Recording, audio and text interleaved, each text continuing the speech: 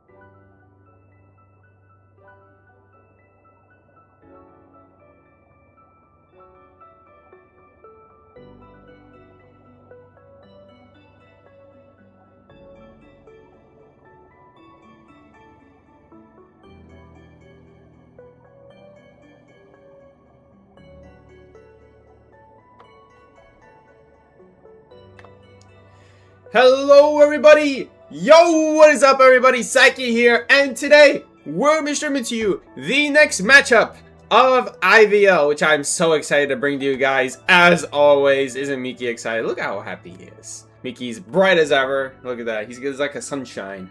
Alright guys, so... Hey, you didn't even give me a warning. You just said, so, yo! yeah! Get off your phone next time! Mickey. No, you're good. Where's my warning of a hey? We're starting. Bands are starting. So guys, thank you so much for joining along. Thank you so much for joining along. Today we're going to be having Weibo Gaming versus TE. Miki, you are looking as white as ever. It looks like you just set up a flashlight in front of your desk, and on top of that, your beautiful crater has not disappeared yet. So we're going to be going into... It's not a crater anymore. It's a puddle. Get that right. Oh my god. So it's not even bad anymore. You're just saying stuff now. No, I definitely see it. I definitely see it. Well, you see it, but No, it's not big. It's all good. Anyway, thank you, Miki, for joining me. Thank you, Miki, for joining me today. Today we're gonna be we're gonna be streaming today the next IVL, and today we're gonna have Weibo Gaming versus TE here today. As you guys can see already, Weibo Gaming, Jelly, Gwoker, Hui, and Persica are gonna be, yeah, I don't know how to say his name, are gonna be the survivor players. Hui, the survivor players of Weibo Gaming, and of course we have TE as the hunter side. Miki, all right, man. What are you thinking, brother? What do you think about this team comp? Interesting. Fair Lady round 1. Interesting. Yeah. You don't usually see Fair Lady round 1. I'm guessing Weibo knows this is going to be a long road ahead of them. TE, very good team. Runner-up of last year's KOA. Miki? Miki, are you good, bro? Yeah. Yeah, I think I should. Wait, did I lag out? Bro, you like became a possessed person for like half a second right there. All right, keep going. Dude, my Wi-Fi is hiccuping. Oh, he's gone again. He's gone again. He's gone again. He's giving the bodacious side eye. Look at that bodacious side eye. You'll know if it like does anything. Oh yeah, we'll know. We'll know, Miki. Thank you so much for that. It's okay. I appreciate it. Thank you for being here anyway. Hopefully your Wi-Fi it's gonna be okay. I can't even finish my sentence without you logging out. Oh no! Dude, listen. Right, what's up? Listen. It's just gonna depend, okay? But basically, what I was trying to say is maybe they're going for the fact that it's gonna be a long fight ahead of them, and they just need to use picks that won't be banned or won't matter that they're gonna be perma-banned, like Fair Lady. And Gwoker's also Fair Lady specialist over him. That is very true. Great observation there from Miki. Great analysis there. You do want to use your survivors who are like not as strong in the early rounds, because you got to save your better stuff for the later rounds. A, because you can't repeat survivors, and B, because of the fact that if you can pull off a tie with survivors that are good at they're just good. They don't have to be the hardest counters, but if you can get like a tie against these very strong hunters, that is very impressive, because you can walk away with the tie even with the strongest counters against the hunters. That's how strong the hunters are. So the idea here, not using your strongest stuff, saving it for the later rounds when the stronger hunters are out. And that way, if you can still manage tying with the so-called quote-unquote weaker survivors, like in this situation, Fair Lady is not the world's strongest survivor, but against this hunter, against Queen Bee, she will do the job. And if you can get the job done with a weaker character, why not? Save those stronger characters for later on in the round. But with that being said, guys, we're going to be hopping into the first half of round 1. Going to be Weibo Gaming versus TE. Let's see how it goes.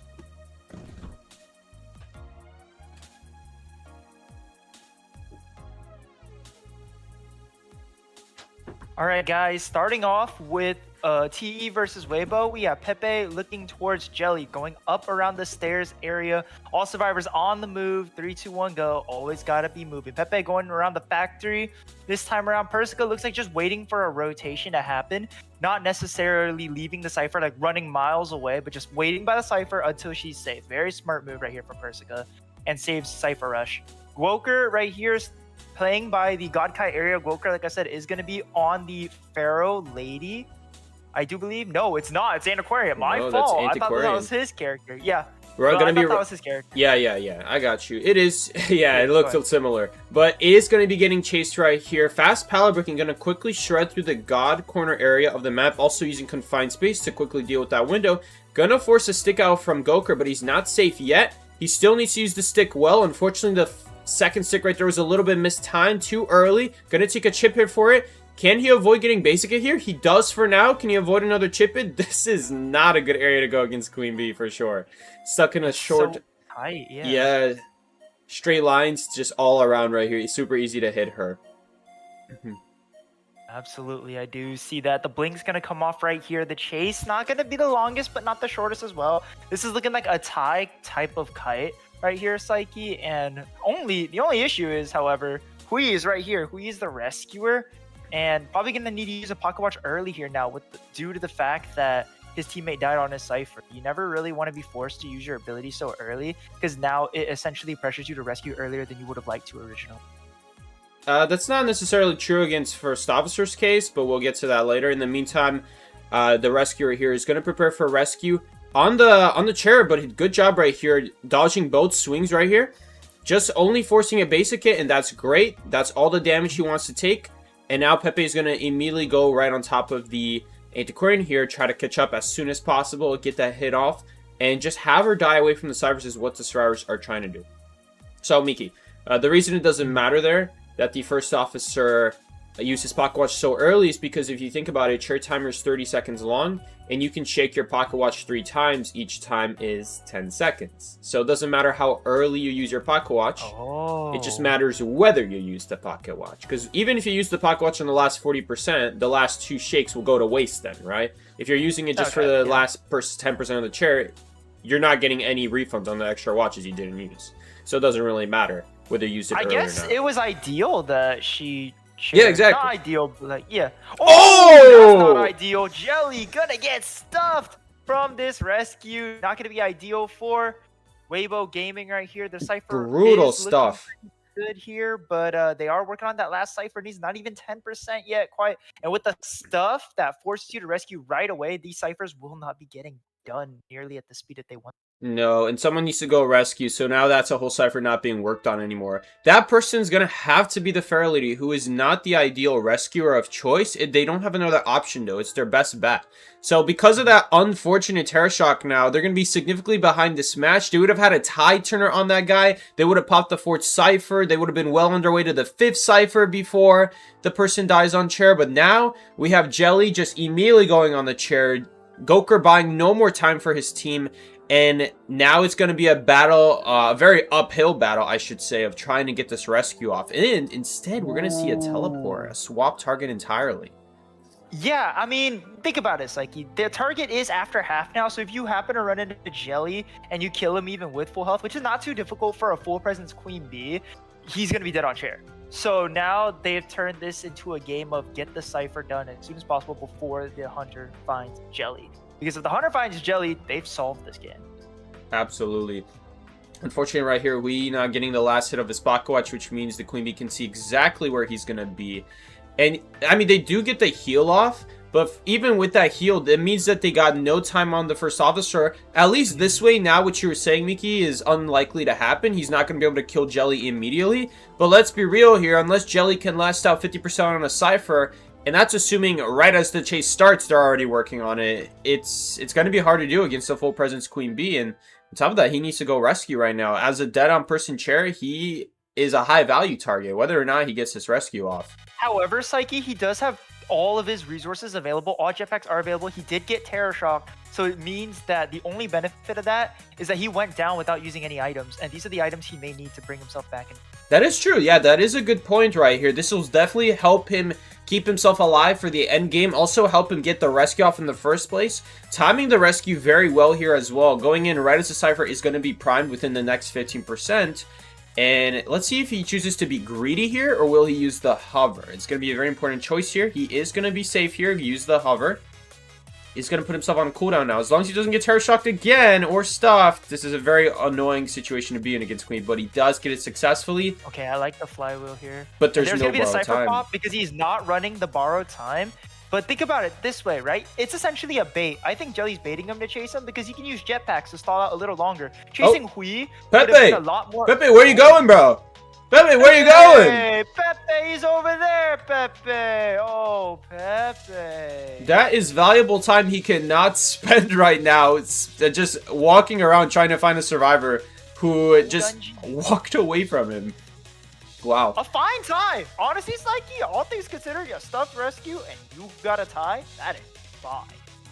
Why did he not immediately go into full presence there? Why did he not go immediately into full presence there? Like, yes, he needed to farm a little bit of energy. Why did he not go into full presence sooner there? He had it up. I'm not sure why he didn't. He was dead in a chip it. I was so expecting him to farm up a little bit of energy, go into the bees, and then just shoot him down with the last shot he needs, and then chair him, and then you can get a teleport off that way. Sense. Yeah, but we didn't end up seeing that. So as a result, we are going to see... I mean, even without the full presence, he was probably going to be dead there within the next, like, 15 seconds. But then he completely lost him. The hunter completely lost him, ran in the wrong direction. And as a result, they were able to actually get the gate open with just enough time to spare, where otherwise they wouldn't have been able to do that. He would have definitely gone down before that gate opened. Now it will be the hunter's choice. Do they want to pick up, or do they just want to teleport immediately? But right there, the choice wasn't even on the table anymore. So there was just a super safe tie as a result. No, yeah, absolutely. The hunter had built himself a pretty good lead, but something worth noting there, sending Jelly is honestly really smart. One, Pharaoh Lady's rescuing capabilities, not the best. Also, Pharaoh Lady's the quickest one that's going to be able to get that cipher done on time. Jelly has all abilities, and him being after half essentially doesn't matter anymore for the end game because both of them are after half. So at that point, it comes a matter of who you're going to choose. The first officer will borrow time, which will kite after you knock him down, or the aeroplanist who baited you by taking a hit and being like, oh, this is an easy down, and not actually getting that easy. Yeah, absolutely. Right here, we're going to see Weibo Gaming survivors going against TE. Tie scenario. Not amazing kites across the board. Would really help do this game to still be a tie was, I would say, the good choices on having people rescue when they should, the right people to go rescue. They didn't really spend unnecessary time trying to heal the airplanist when that terror shock happened. They just sent the Fair Lady in immediately. Was very important right there. And of course, the other thing was getting those rescues off in the first place was very important. I think the biggest thing of all the biggest nail in the coffin there for the hunter, just in terms of like singular plays that they did that game, was losing the airplanist there for just a few seconds there. Really just made him lose a total entire opportunity to even knock down that survivor very quickly in the first place. So hopefully Pepe can keep a better track of the footsteps of the survivors. I don't know what happened there. He just literally walked away on his left right there. That's literally all that happened. No, yeah, but Psyche, something worth noting, like you said, they didn't waste time healing the survivor, and I agree with this, that it would have been a waste of time, is because health is a resource that should be utilized well. Does he really need to heal there? No, that'd be overcommitting to that resource, like building up that resource. And honestly, a lot of people will be like, oh, but it's scary to die. You know how also you don't die? You finish the game and get out. That's also how you... Yeah, absolutely. And right there, the first officer being the one on the cipher machine. Sorry, did I say healing up the airplanist? Airplanist was the one on the rocket. You meant the first officer, yeah, right? I meant the first officer, yeah. So not healing the first officer, that obviously would take a lot of time, but the other reason is that technically first officer can keep himself alive with the pocket watch. So even if a teleport were to happen, it's not the end of the world. And so I think that was the biggest factor there. The fact that they had their rescuer be the last one on the cipher was super important there. It means that a teleport on the cipher isn't really that effective, in all honesty. Because he was able to kite like pretty long. Yeah, he was able to kite for a heal, and then they managed to do the entire cipher thing. So it's chair time. Those two things together, the chair time and the watch, will just really help them out. And you were gonna say? I was gonna say, and overall, even if they decided to stay on the Pharaoh, like we saw, Perska was giving Pepe a lot of trouble. Even doing the thing which was completing... That was a bold choice, by the way. I know you're Pharaoh, but she completed the cipher before going. And honestly, she had to. I think she did it because she had to. Because if you don't, then what? The hunter has him near that area. The first officer cannot really run all the way over there to finish that cipher. It would take way too long for a hunter. Like, Queen B by then to have 2 people half injured and no one able to rescue, and that would be the loss scenario. So finishing that cipher, definitely the winning play there in my decision, in my opinion, and that decision was really good. And it even forced the hunter off of the Pharaoh Lady and onto the cipher, which was being done by the first officer, which, like you said, in retrospect doesn't matter because he has pocket watch. So overall, I think this is some really good decision making by Weibo. Definitely say so. Definitely would say so. All right, and now we're going to be seeing Weibo Gaming's hunter Nye right here on the stage. Of course, he plays the typical hunters that you would expect: Queen Bee, opera singer, things of that nature. Something to keep in mind here is that Weibo Gaming is right now 5th place on the leaderboard. They were originally 3rd the last time we commentated together last week. They fell. Yeah, and they fell quite a bit. They took a really big loss to, I think it was FPX.XQ. Really close right there. It was super close game, and it ended up costing them. I mean, you could look at a lot of things, but I think the final thing that happened at the end there was going to the dungeon a little bit too early, so never even giving himself a chance to kite to dungeon because the dungeon just didn't even open in the first place. And of course, they're gonna try to get this win here. Weibo Gaming gonna try their best to get higher up on the leaderboard. I think falling down 2 placements in total, right? Because they were originally 3rd. Not the biggest deal, right? That is a pretty big deal considering it's a 10-team tournament. That's like 1/5. That's like 1/5 of the leaderboard down. And they fell to halfway. Yeah, quite a bit. And of course, they're going against TE right now. TE, on the other hand, is right now 8th place on the leaderboard. So kind of funny because they were like, what, you were talking about how they were 2nd place. They're a runner-up. They were 2nd place for Koa. Yeah. So unfortunately, they're getting 8th place right now in the tournament. And now they're the 2nd place from being last. Yeah, so a little bit unfortunate. I mean, there are going to have to be losers no matter what in every tournament. And all of these teams are very good. You have to keep in mind that sometimes it just comes down to one unlucky person getting found at the end of the day. That could happen every once in a while. But I don't think it's going to count for all their matches. Seed 10 had just beaten seed number 1 when we last commentated as well. Oh, yeah, I remember. Yeah, huge upset. Yeah. So, like, Doubtfire beat GR. GR is still number 1, though. Yeah, for sure. We got a donation here from True Shot Marriage. Thank you for the New Zealand dollars, I think. $2. Again, they were here yesterday. They donated yesterday. Let me check it out. Yay! Thank you, donations. Always love donation. All right. I guess here bans and picks have began, Psyche. So I will read through these. We have TEU on the Anaquarium. We have Drop on the Arrow. Gege on the Escape, and El Confi. Oh, El Confid's back! He's their set. Yeah, he's their set rescuer. I think he was on break. This dude, I thought, he left the team, but he was really solid. He was a really good rescuer, and as you can see, he is the rescuer, airplanist, right here. And yeah, this is the dude who, honestly, in my opinion, Psyche, he did a lot to bring TE to their 2nd place in Koa. He was the survivor making the moves, man. He was really good. And good to see him back. I do agree that this will also improve team synergy because they were kind of playing with the substitutes and they may not have had as good synergy and, like, I guess, experience with the other players. But now Drop knows El Confi like he's his best friend, man. That's good. When you have synergy on the team, that's probably the biggest thing you can ask for in a team game. Of course, natural talent is going to take you far, but not if there's no glue to put together between these players. And pretty nice team comp, if I do say so myself, right, Lucy? I like this team comp. Very interesting. Escapologist plus Aeroplanist. Very interesting. Did you just mention your coach, bro? Yeah. Like, Lucy, check this out, bro.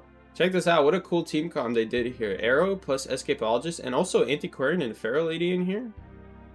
This like, how do you think Escapologist does against Queen Bee? Pretty good. If you can like orient the fog between like a place you're gonna loop constantly, then every time you pass through the fog, the Queen Bee can't shoot you because of the fact that the wall of the fog actually blocks shots. And if you're really accurate with the shots, then what you can do is you can My cat is staring at a shadow on the wall. I don't know what he's staring at. Which cat? Which cat? Mikush, the brown one. Aw, Mikush. And, I was gonna say, I heard a cat. I heard a cat. Yeah, you heard a cat. I was wondering if you heard that. I heard him keep meowing. He kept meowing at the door. Alright, anyway, we're gonna see Escapologist here with the Brokunos tied. Airplane is also with Sui tied. Pharaoh is the only one without borrowed time. Daring move here to put the decoder with the non-kiting, but really it happens to be that hunters really want to try to focus the people with tide turners. So they didn't even put anything on the Pharaoh because they're convinced that Pharaoh is not going to get chased at all under any circumstance. So interesting decisions here, interesting thought process. In either case, though, we're going to see Queen Bee going against them. Once again, Queen Bee. And we're going to see how they do here. Can they pull off a tie to match Weibo's tie? Mikosh. Mikosh. Dude, he wants to commentate too. He wants to be on the mic. Mikosh. All right, here we go. Ninye, WBG's Hunter, is going after TE right here. You on the, I can't see because, oh, Escapologist! On the Escapologist. And like Psyche was describing earlier, when he runs between his smoke zones, he essentially is forcing the Hunter through. Nice job with the pallet stun right there. Beautiful, beautiful work from you. And yeah, he's essentially forcing the Hunter through because he cannot land shots against an essentially a wall. And oh no. The fog dropped around a pretty awkward spot. I was gonna say it's a pretty awkward spot. But did you see the use of the fog transfer? He just went to the pallet with that. Honestly, not bad at all. And this is what I'm talking about. Oh, that wasn't that amazing. What I was going to say, Mickey, is that he's trying to put these the fog walls on top of the pallet so that when he drops the pallet, he doesn't get double shot. This, on the other hand, okay, well, see, it did the job right there. It made him walk longer around the fog, and he wasn't able to get the shot. He even wasted it and hit the wall. So, yes, this is exactly what I was talking about with Escapologist. It's so sad, though, that the second fog was not so good. He would have potentially been at full health here, and maybe even could have kept his fog if he didn't miss time no when trait the fog burned, by the way. disappears earlier. Important worth noting, no trait burned. Oh yeah, that is worth noting. So Warp is still up. Where is he going to move himself, though? Is he moving himself away from the rescue, or where is he going? It's hard to see. He should be moving towards the rescuer for sure. If you were to move him away, he would be causing his rescuer a lot of trouble. Yeah, I sure hope he wouldn't. But he came closer. He did come closer. He's going to swing here and miss. Finishing up the third cipher right now, wrapping it up, but no final cipher has been started yet. That's the fourth. There it is, the final cipher with 10 immediately, meaning that is the Pharaoh lady doing that cipher. And U is going to go down right here with the final ciphers going and one of them at 80%. This is looking like a nice tie, a nice comfy tie for TE as long as nothing chaotic happens. Remember, we did see a chair stuff on the last round, so that could very well happen here. El Confit is spotted out quite far away, and Drop is unable to help him with where he is, but they're probably going to send in a backup rescuer for sure. I don't think Gege really should. No, I think he can make this on his own. I think he can make it on just because of Arrow? Yeah. Yeah. Never mind, he does make it on his own. He did get seen pretty far, though. But Arrow's just being really good at what he does, you know? Oh, I almost had a repeat of Weibo last game with the airplane SRS. He did. That was close. I'm not going to lie. But yeah, Yu is going to be here and going to be dying. And I like what Ninja is doing. He's farming off that energy, physical hit, energy farm. Now all you can do is you can switch to your next target as soon as he does. Should hover the bees right here to get a little more energy, but I guess not. No, he wants to keep him there for the teleport for later.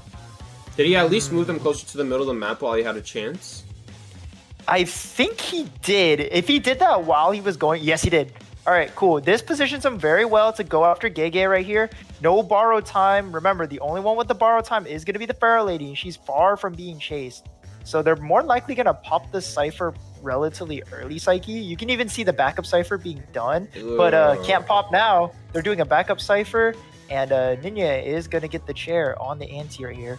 I guess you send in Drop here, right? She has the borrow time, so you don't need to worry if she gets stuffed. Oh, Comfy, you leave him to decode. However, he is injured, but he does have 2 jetpacks, so it's not going to be a big problem. The Arrow's doing the cipher, and he's the one on the backup cipher anyway. That's not the main cipher, I'm pretty sure, Psyche. I will say that was an insanely fast down right there from the Anti-Korean, really having almost no kite potential right there. Oh, nice Pharaoh ability. Nice Pharaoh ability. Now he's not going to know where Drop is coming into the chair until it's too late. Very nice job from Drop. Yeah, so right here, getting the rescue out. But the problem with falling behind on that kite being so short, is that now he has the option of choice. got them off the Cypher sooner because then Pharaoh had to stop the Cypher and go rescue. If she had just lived a little bit longer, it would have been much better for the survivors now. Psyche, we have a problem. Now we got 2 half-health people with no borrowed time having to go do a rescue on their own. Oh, they pop here all the 100% of the time. They pop here, Psyche. Look how far she is. Yeah, I mean, she is very far away from the team, but I think this actually is better for the survivors in this position. Sorry, for the hunter in this position right now. Because it means that... he's guarding a gate. No, let me finish. Because of the fact that it forces the survivors to make a choice now. Do they go for the gate, or do they try to go for the rescue? If they go for the rescue, there's almost no way they're going to go for the gate. Unlike on other situations where... like something like Mercenary can like sit between the chair and still make it to the gate. Now there's no way. Like once this person commits, once this anti-queen commits, there's no going back anymore. And the Queen Bee made the right choice here, predicting that the anti-queen would be hiding here to the side of the map, and there's no way to go to the gate. There's no way for Arrow to help either. So it's kind of funny, but the fact that the chair was away from the gate actually helped the hunter in this instance because it forces the survivors to make a choice now. Unfortunately for the survivors, they made the wrong choice, sending someone to sit around in the back, but it is the safer choice in terms of guaranteeing at least 1 man out that way. And potentially even especially a tie because like I thought you were done because you stopped. I was done. Sorry. I'm sorry. Okay, but like especially because he still has warp up, Psyche, everything is on the table right there. If you go for the rescue, he reacts with warp, right? And even if he didn't have warp up, he has plenty of energy and he has the swarm to his advantage. He only committed to the swarm at the end there because Ninja by then was 100% sure survivors were not going to go for that rescue. And Psyche, honestly, I don't think they really could have gone that risk. No, I mean, the only way they could have gone for the rescue is, like, let's say the Queen Bee leads early, right? And then he can go for the rescue. But right there, the idea there is, surely I think the stars are expecting the hunter to patrol the area around the place, but they don't want to risk it. That the hunter tries checking and then it turns out that they don't even make the gate. Because at the end of the day, the hunter's going to check for tinnitus just for a few seconds and then warp on the gate immediately. And then they would be in even more loads of trouble. So they don't really have a choice there. They know the hunter's going to check on that area. But the fact that someone is there is enough to stop the Queen Bee from just immediately going on the gate. And now there's 2 people being chased at the gate. I mean, they really had no choice. It's not like, oh, what if they mind game the mind game? No, because then it would be an easy warp on the gate before they can get it done. Now you're looking at maybe a 4 kill now, which is even exactly worse. Psyche. So basically Ninja right there forced them to take their losses, right? Because if you try to greed for the tie right there, you just like 4K, you just get cooked. You're against a fast hunter who has no issue traversing the map, and your survivors aren't really that quick to get away from the gate enough before Queen Bee can be right on top of the both of y'all. So I do believe that TE was forced into this scenario by the hunter, and that was very well done by Ninja. And Psyche, this is also the risk, right? You put all your cards into kiting and tying and tiding that you don't have borrowed time. And then when you don't have borrowed time, you can no longer make rescues. You can no longer make safe endgame calls, because with borrowed time, yes, they would have gone down before the rescue, but I imagine sending Arrow then in, getting hit, borrowed time procs, you have 2 survivors to chase, you have to choose one, and then there's 3 survivors running on the map. That would have been better for the survivors infinitely. Oh yeah, absolutely. I mean, that's the thing about that kind of a persona build strategy that the stars were doing there. When you're running that many no borrow times, what it does is it creates a safe early game. You're going to have tides no matter what. You're going to have people to stall time for free for basically no cost. But the cost is going to be the end game. That's what the cost comes down to. So what it depends on is it depends on whoever's the second kite to do a long enough kite, or at least avoid the hunter not getting seen. And unfortunately, that didn't happen. The kite wasn't long. They did not avoid the chase for very long. Was the other thing. Antiquarian just immediately got spotted and then immediately got killed. And that's the downside of running tide turner with that many tide turners with no borrowed time, is that if someone goes down, if the second person that gets chased goes down quickly, that's where you guys are in trouble, because you're relying on the fact that you're able to pop the ciphers without the hunter even being able to kill anyone one time, right? And that's the whole idea there. But the fact that she got found quickly and then killed quickly, even though the escapologists did a pretty solid kite, stalled out for a lot of time, and their last server was pretty close to getting done, like it was over a significant amount, 50% is quite a bit. it's not enough if someone goes down immediately after that, because once you're not running bar time, you are praying to God that no one with no bar time goes down at this point. And for that to be the case, did you pray today? They did not pray today. So what ended up happening is the Aethic Ring ended up going down much quicker as a result of not praying. But not praying and not picking borrow time. You said it best, Psyche. Like you said, the tides, what it does, like all those tides, Psyche, is it essentially guarantees the ciphers get done, right? Yeah. It guarantees the ciphers get done. But the problem is what happens after the ciphers get done.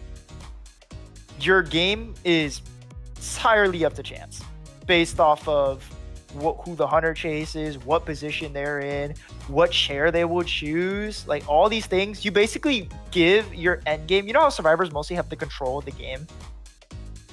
Right. Without borrowed time, Psyche, they essentially gave the end game. Yeah, that is true.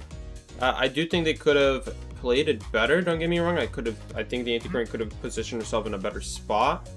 But yeah, it is true that if something were to go wrong in your plan, or you didn't have time to position yourself, then yeah, that no borrowed time really does hurt.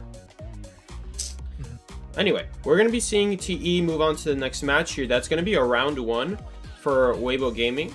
And that's going to mean that they just need to win one more round here in order to win in 2 rounds. I've only seen it happen 1 time so far in this tournament. I'm sure it's happened other times, a couple times. But wait, we've only had seen 1 time. 1 2-0s? Yeah, I've only seen 1 2-0 so far. So only 1 time where someone won in 2 rounds. That's not confusing at all. One time that someone won, WON, 2 times. 1 2 times. I didn't even think about that actually. English hard, man. English is hard. We got 1, we got 2, and then we got a 1 that is not a number. It's a word actually. It means entirely something else. Hey, but Psyche, do you know which team that was that won 2-0? I can't remember anymore. I don't. Was this recently or like at the start of IVL? It was like a few weeks ago, no? Like I think 3 weeks ago. Okay, it was a few weeks ago. Okay, but yeah, that makes sense then. It was probably like, I can't even say it was probably like 1st seed and 10th seed. We saw how that went. 10th seed won. Yeah. So like it could have been, yeah, it really could have been any team, honestly. But right now the team looking to win is Weibo. Will they close it out 2-0 fashion for the 2nd time for us to commentate on? Or I mean, it probably happened more often, like you said. So, I mean, yeah. But like we said, TE looks like they're going to be surviving again. Once again. They're not going to rely on Pepe at the start. It seems like they're going to try and maintain a solid foundation here. Maybe realize, okay, maybe it was excessive to take all these tide turners. We were just prepping for GOAT, man. We were prepping for the big game characters. But let's have a little more faith in how our game will progress. Let's have a little more faith in the first kite. Let's make our end game strong. Because the game's not over until you all walk out the gate or you all die.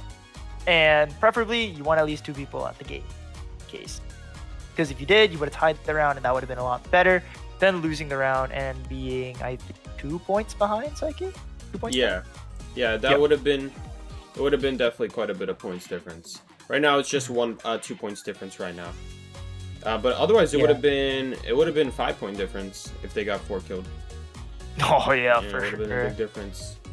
Oh man, there's a smudge on my screen on the left side. Let me wipe it. Oh, never mind. Sorry guys. Not this again, bro. Hey, you know what's something worse? I went to commentate again after our commentating session. I went to commentate a Smash Bros tournament. I heard you. And Your mic was a little bit low. Oh, I said. I think it's. No, not right now. I mean in the Smash tournament that I watched. Oh, yeah, my mic was pretty low. I don't know why. Oh, I fixed it when the production came out and they said, hey, can you hold the mic closer to your mouth? So then I'll just hold the mic like this. But anyway, yeah. Production! Yeah, I adjusted that. So thank you, production, for telling me that for sure. But yeah, Psyche, what'd you think of my Smash commentary? I know what I'm talking about in 2 games, right? I wish I could tell you if it was good, but I don't know what you're talking about. So I can't tell you if your calls were good or bad. But not because of me, because of you don't play Smash Bros. Yeah, because I don't play Smash Bros. Yeah. Anyway, we're going to be going into the round 2 first half. Mercenary Psychologist is going to be the first 2 picks. You like what? Fast picks, bro. I like going between rounds fast. I like it. Well, that's because they have to go fast. They only have 30 seconds between each pick. Yeah, that's... What did you think the timer in the middle was for? No. This is not IDentityV NAEU tournament rules where you can take 5 minutes between each character, bro. Wait, for real? It's like yeah, that's what it used to be like years ago, where like you go in on Discord and you use a bot, and there was no timer, so it's just whenever the person felt like typing something. It was so bad. Anyway, no, that's not what I meant. Like, what I meant is in between rounds, sometimes it can be pretty long. You see the crowds pretty long. Yeah. You see the teams pretty long. But we're getting back into it. We're just like, run it back. Let's get done. Like, you know what I mean? Like, I like that. I like how quick we're getting right back into it. This has always been the speed, Miki. No, it hasn't. Yes, this tournament, at least, it's always been the speed. Okay, this tournament speed. Maybe, but Psyche, you have to admit, there are times where in between games, it's dragging. Yeah, it does take 20 minutes. I was notorious for dragging out those 20 minutes in the co-I commentated. Yeah, it was rough having to find ways to drag it out. I know, that's the hardest part of commentary, but not going to drag out this time of the match for long at all. It's going to be Opera Singer. Does not make matches long. She makes them quick, arguably. And honestly, Survivors look pretty well equipped to deal with their Psyche. I like the comp that they have here. Do you? I don't really like it. Yeah. You don't like it? Why not? No, I don't really like it here. Mercenary isn't all that amazing against Opera Singer. I feel like there are better options here. Especially even Gravekeeper would be better here. To force Opera with the longer one of the longer recoveries in this game would be nice to put her in a forced recovery where she cannot do anything, gives you free reign, rather than something like Mercy who she would quickly catch up to. Patient is better nowadays against Opera, but still, you can definitely catch up to Patient just a couple dash if you are well equipped with knowing the routes as Opera Singer. Psychologist, of course, a 3-hit machine, but what are 3 hits speed boost if your Opera Singer is knowing exact routes to quickly catch up and go as fast as a veteran bonus speed boost, but all the time, right? And you only get that out 2 times. It just is not very good. And Lancerness, at least Lancerness is not so bad, but Lancers can definitely have her off moments. If she gets caught out in the open, you don't have a pal to put your clone behind or a window to put it behind, you could be looking at a lot of trouble with Lancers as well.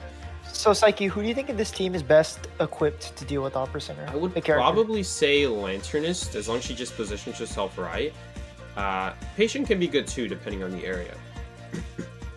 But I'm not a fan of Mercenary's chances here. Definitely Mercenary's gonna have a rough time on these rescues. If he gets seen from far, it's just a hit and a shadow dance away from just quickly getting double hit, and it's very scary against Opera Singer. No, yeah. All right, getting into round 2, part number 1. Weibo on the Hunter, TE on the Survivor.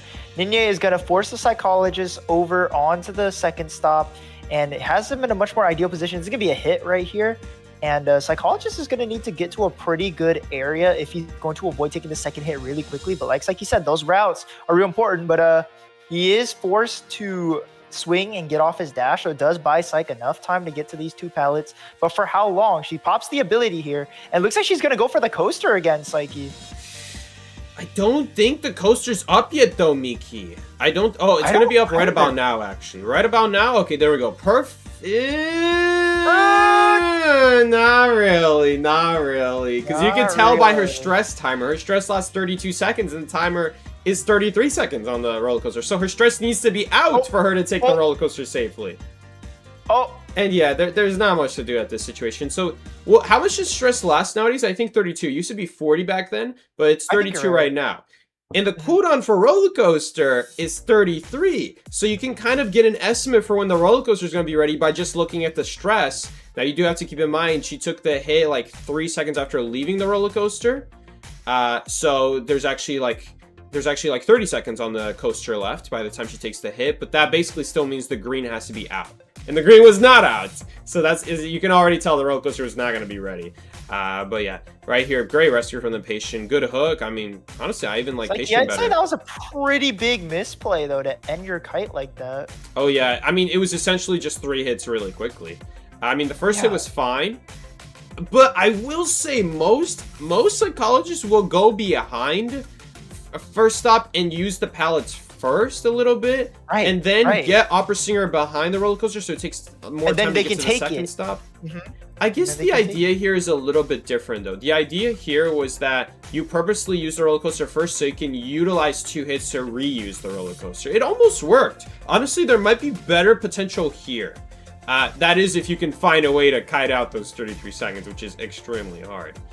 With the area she's given to, yeah, does that That's honestly not that area could use a buff in my opinion, but there's a teleport right here. that's gonna be nasty. This is gonna be a guaranteed double hit now on the mercenary. What else can they Good do here? Not teleport. get terror shocked, most importantly. Ooh, there's gonna be the close. rescue right here. But like you said, Psyche, the teleport is definitely 100% worth it here. I know the ciphers are rising and all, but you have a guaranteed double hit. That Merc is on the ground tasting dirt before he can get his cipher done. And that means the survivors are either gonna have to wait for him to get up, or they're just gonna have to trust the fact that him being down means they can like go for a heal, because after all, the Opera doesn't really know where the mercenary is, Psyche. So this would be a fine time to heal, but look how far they are. They can't go for this as an option. I mean, I think the strategy he's going for is he's hoping that he can stall out the last cipher for his next teleport, so that way it was essentially a teleport for free, and he gets just an extra injury on the mercenary to slow this game down a little bit, and maybe he can get something done with it. But it's going to be tough regardless, and on top of that, he still hasn't been on top of the actual last cipher. But taking a look at the ciphers right now, how is their cipher split going? They got 2 ciphers over here, and where's the last cipher? If all 3 ciphers, ooh, it's on the all the way on the other side of the map. So this is a great cipher split. There's no way Opera Singer is going to be able to stop all 3 of these ciphers at the same time. But no one is on it, is the question. I don't know which cipher it is, but someone needs to get on it. Mercenary immediately being left here, just of deciding not to go after him. It must be this cipher here. I guess that's why he didn't want to go after Mercenary, because Mercenary was leading him away from the cipher. Probably it's this one in that case. I mean, either way it works out, he's buying time for his teleport, like you said, right? If he forces them to start a new cipher, that's plenty of time for your teleport to be ready. And teleport on a map like Moonlit River Park is really, really good. Absolutely, absolutely. So he needs to stall enough time to get it up. I mean, it is up, but now at this point he's kind of losing time because there's another cipher being worked on in the meantime, which is rough to say the least. And there's, again, no easy way to deal with it on Moonlit. Look at this cipher split. Unless the ciphers are all in the same spot, there's not a whole lot to do here. He can't really. Was leaving really the play? He just ended up giving Lanternus time to get over to a better area. I mean, he needs to make sure no one pops the cipher. It's not so easy as Hunter. You don't know if someone's going for the cipher or not. It's the problem. That's true. Oh, El Comfy gonna pop the hook right here. Half health patient, no borrowed time, I believe. The other borrowed time is the mercenary, right? I mean, yeah. The other borrowed time is the mercenary. He only has borrowed time. He's the only one with borrowed time. Patient doesn't have borrowed time. You know, this could be his out right here. Targeting the survivor with no borrowed time. It's a classic strategy as Hunter. Going after the survivor with no borrowed time to guarantee a very strong tie and maybe even a win. But the survivors are going to pop the cipher sooner than later to try to give as much time to do the gate and also force the Opera Singer in a position where she has to make a choice now. I don't even know if she makes this gate. I think because the Lantern is buff, she doesn't make this gate anymore. Normally, I think she would make the gate. Now she's not going to make the gate. Those 2 seconds of doing the gate, 2 seconds faster. Oh, and one of them's a mercenary too. I think it just saved them right here. The fact that they opened the gate 2 times faster. Well, nah, because mercenary would take a body block at the door. But wait, 2 times faster or 2 seconds faster? 2 seconds faster. Sorry, so it makes it 10% faster. I was about to say 2 times faster. That thing would be open in like 10 seconds, right? Oh yeah, 2 times faster. It would be 10 seconds, but no, it's just 10% faster, which is in that situation made a big deal. And in that situation, the big map and cheering away from the gate worked against the Hunter in that situation. It's very interesting. Last game on Leo's memory, we saw it work against the survivors because in that situation, the Hunter had lots of mobility options, but the survivors had no mobility options. In this situation, the Hunter also has no mobility options, and the survivors are already at the gate, right? So in this situation, it's the survivors who are already in the better position here. Already adjusting to have their survivor in the right place at the right time to immediately work on the gate was very important right there. Especially because the last cipher was near the gate as well. So they just took it over and the 80% cipher and it actually worked out fine with them. I think something else really important to note here is they specifically made sure to make sure So they specifically made sure that their last two ciphers, the last two ciphers that they're willing to work on, their 5th and 6th ciphers, are both near the exit gates. So they don't really need to pre-place anyone at the exit gates. They just immediately pop them. So like the hunter was in a rough spot. Like let's say you do let the patient pop his cipher at first stop, then what? He's going to immediately do on the gate and you're in the exact same scenario. Do you still teleport? Do you still teleport right on the gate? What do you do? You're immediately being pressured. And then, okay, so he teleports, right? But then vice versa now.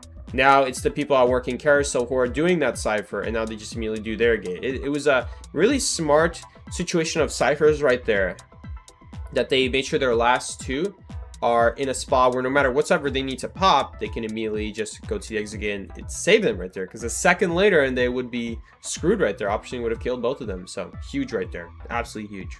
I also really like that the mercenary chose to commit to the gate as well, because he realized I'm mercenary. I can take a detention hit and I'll be fine, especially because he had a perfume. So basically all the cards said that he has he's every right to just rush gate with his teammate right there. You are the perfect survivor for this. Opera Singer does have to still go through attack recovery no matter how fast she is. And yeah, that ended up working out for them quite a lot.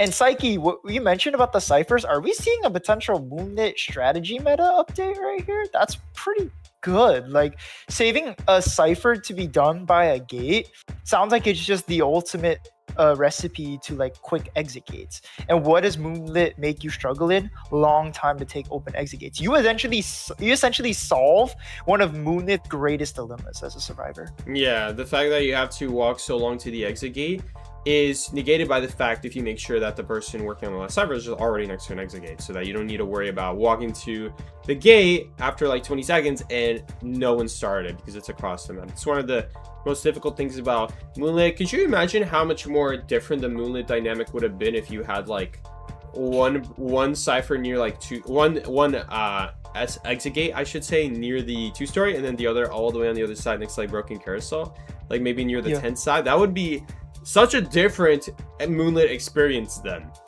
Then maybe you want to have like, absolutely. You might want to think about having like Bridge or 10th as one of your last few so you can quickly do the gate. I mean, it's something to think about on every map. Trying to make sure that your last server is as close as possible to the exit gate is a really nice thing, especially on something like, again, similar on Lakeside. You know, if you can pop Shack last, that would be good. That would be good because then Shack is like near the exit gate. Big Rock.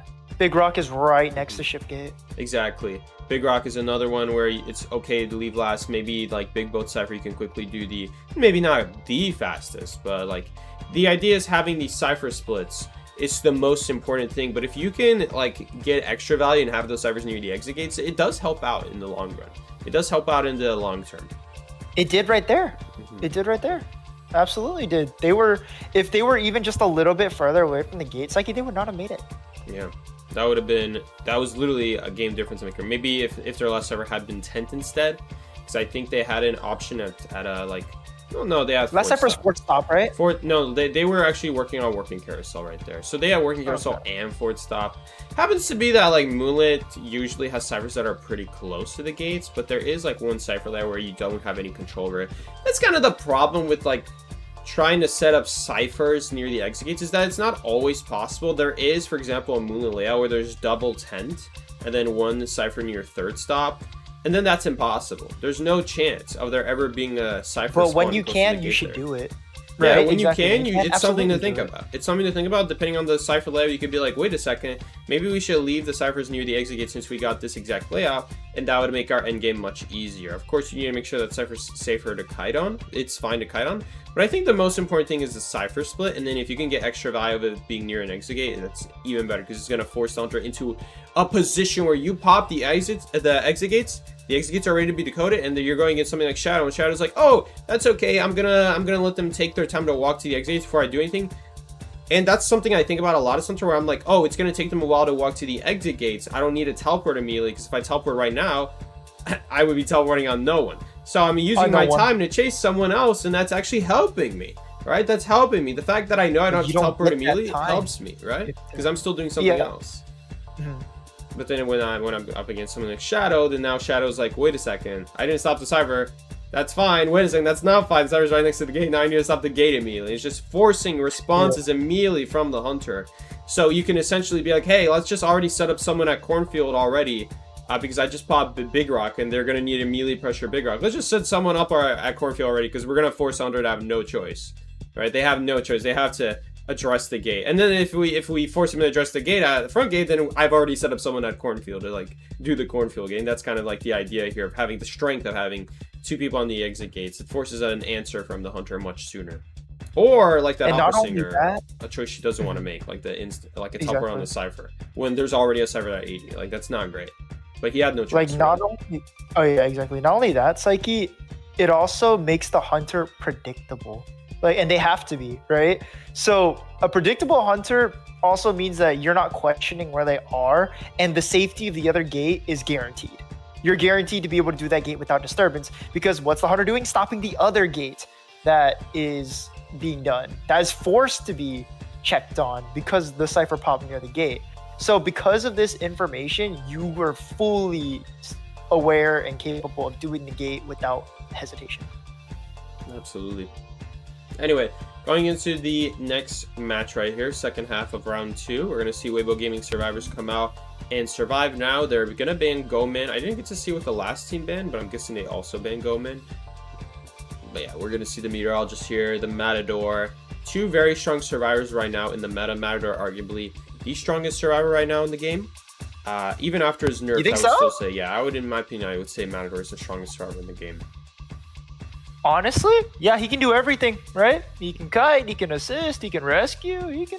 Yeah, and I think the best part about him is that unlike a lot of survivors who are full on in on like getting boosts or are full on in on countering Hunter abilities, Matador has the choice of both. So if you're against something like Axeboy, you don't have to knock into the Hunter. It's better to just absorb the souls with your ability and use it like a flywheel. And that's something that Matador has the ability to do that no other survivor has that versatility to do, where they can choose the way they use their ability. It's not just a mobility item now. You can use it to block abilities, get no mobility out of it, but counter an entire Hunter ability, which is huge.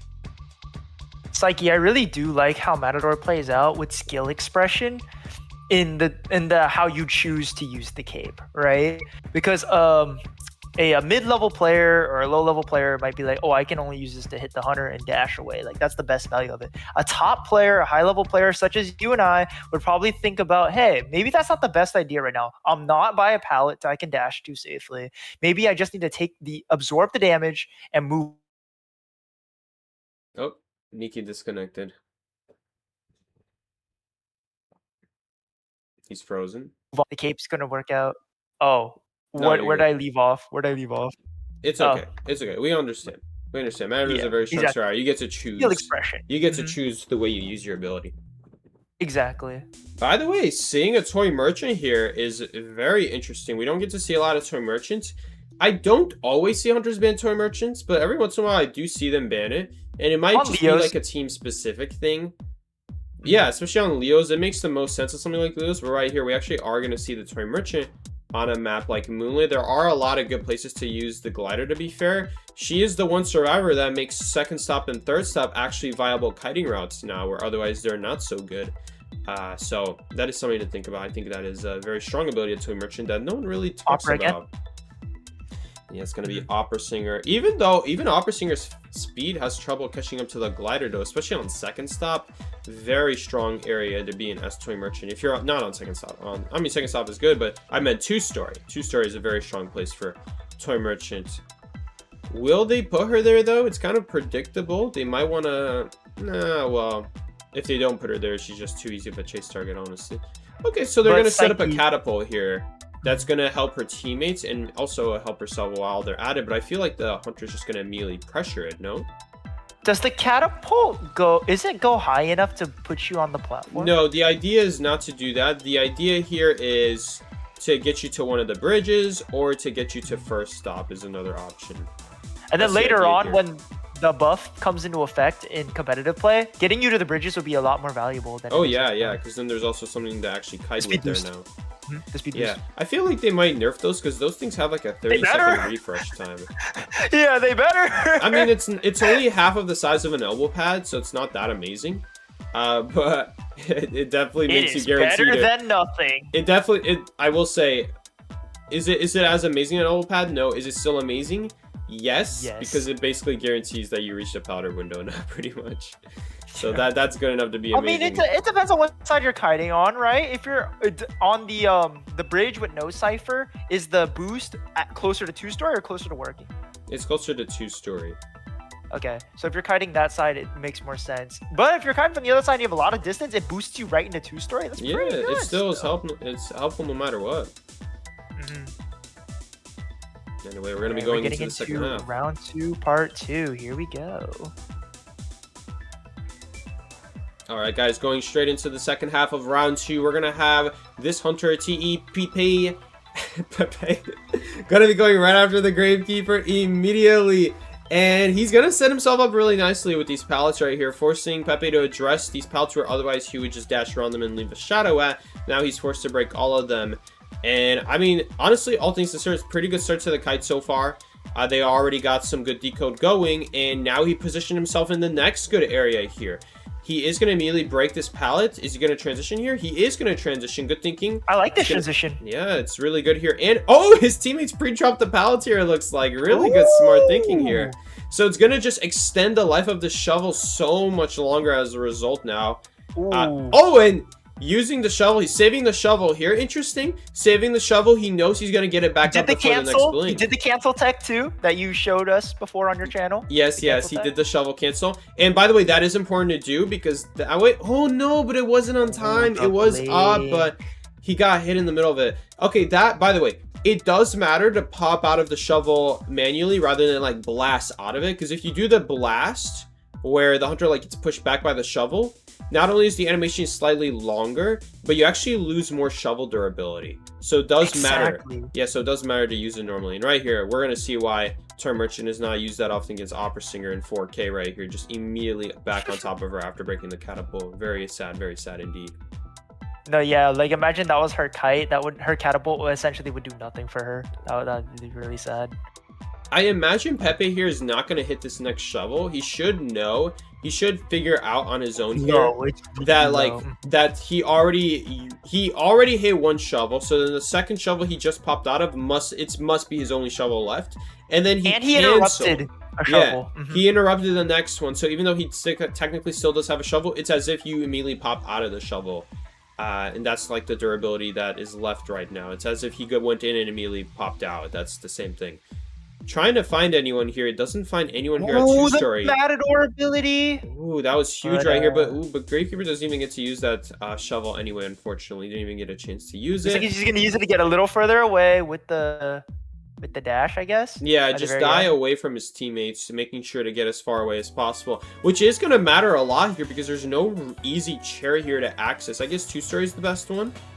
But even 2-story, it doesn't really have a lot of chairs in 2-story here. So in theory, if someone wants to die upstairs now, it's gonna be such a nightmare. Oh, but there's basement here, so it doesn't matter. But there are some games where using up this chair is actually really annoying for the hunter. So he's hoping no one else goes down there. This game, it's fine. He's going after the Matador. Not exactly going to be an easy target for the likes of Opera Singer, for sure. Not going to be too difficult either, especially if you can get up here on time. Nope, cannot get up here on time. PPZ will be actionable by then. Is he going to vault? Yes, he is. Psyche, I wonder if the hunter's looking there, will Gaunera force them up? No, it has to be pretty much on the same level. All right, right here, Matador is going to be getting chased now. Oh, my stream is so far. Nice patience and pallet play from PPZ right here. Gonna get the stun. Huge stun, in my opinion. Psyche allowed him to transition to this area. Keeps him safe, keeps him alive. That is true. That is true. He's hoping to hit her out of the dash right here. Ooh, but Pepe right here uses the 1000 presence. Ooh, and then the ability. The fact that the hunter cannot vault because the Matador is busy is such a scam. All right, both survivors immediately vaulting the. Oh yeah, he's hogging the window. The hunter's just like, "Hey, you mind moving over the way?" Like the hunter just doesn't even swing out of the way. I'm not gonna move.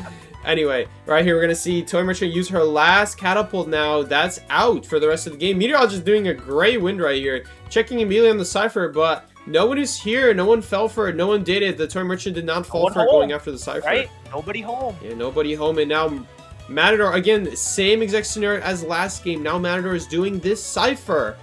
And there's no way to stop both these ciphers together. Ooh, not a great flywheel right there. Not a great flywheel. No, really close to hitting it, but not quite enough. Now he's gonna, looks like go back to the Cypher. I mean, what choice does he have here? At the very least, Perska forced the dash to be on cooldown right there, which does slow down his pursuit. Now he's more worried that someone might be on the Cypher because he didn't have time to check earlier.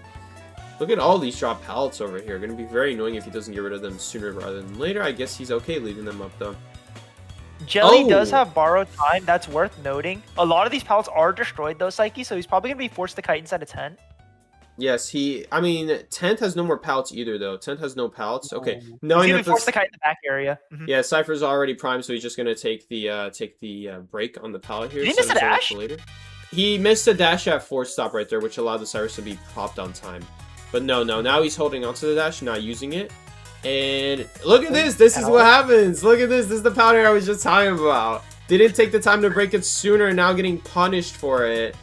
I think he needs to teleport here immediately. And the stars are already ready for it. Oh, but they both committed to it. They're both already here. Yeah, so Patient split off here, or not Patient, Matador here split off, but it's not enough time here. Perska needs to kite a long time, but with the dashes, it's just not going to be enough here. Unless she gets a pallet stun, she basically needs to play mind games here, but even then, it's not quite enough. But I think I see Matador taking the coaster. He does use the coaster, but without anyone doing the exit gates, there's just no way to do anything. This is the difference between last game and this game, is that the Hunters saved their teleport, managed to kill the Toy Merchant before the gate was open, and now that extra mobility is a huge difference maker. Now he's able to stop the gate. Oh yeah, but honestly, it's kind of the same deal here. I'm surprised. No, same deal. Yeah, they make it on time. It's the same deal. So now they already used his mobility resource. It was looking good. But then again, it just came down to the last few seconds. Exact same copy of last game right here, where the survivors barely make it out. Wow. Again, same deal there. Same deal, except this time it was on the exit gate instead of the Cypher, and it was just the same thing right there. Opera Singer did not have enough time to catch up and right there kill the third survivor. So unfortunately, we're not going to see TE bring things back. Instead, we're going to see a tie from both sides. And Weibo Gaming is still up in 2 points. No one gained anything, but also no one lost anything. That being said, TE is behind, and they need to figure out a way to come back here, or else they will lose this matchup. I will argue, Psyche, Weibo did gain something. They gained the comfort knowing that they did not lose the round. That is true. In the lead. Thank you for thinking so positively, Miki. Gaining that comfort is real, especially in a competitive setting. You should know comfort is king, bro. Like, if you can shake off those nerves, if you can play comfortably, you play at your best, right? So Weibo now essentially able to play at their best. Not that they weren't already, but they're still able to just keep things going at the pacing that they are, and they will eventually win, right, Psyche? TE needs to make something happen. Yes, that is true. They need to make something happen, but at the very least, they made sure not to lose this round either, which is a big step to make sure to do that. They're not playing on the back foot or anything. They're not playing to like maintain, now have to make a lead happen, right? Because if they won with the 3K and they won the round, not only did they win the round, Psyche, but what's it called? TE brings the chance to snowball the lead. With even points, yes, they would be even. Should I also put my forehead super close to the camera, just like you? Yeah, so we can see your big ass forehead, bro.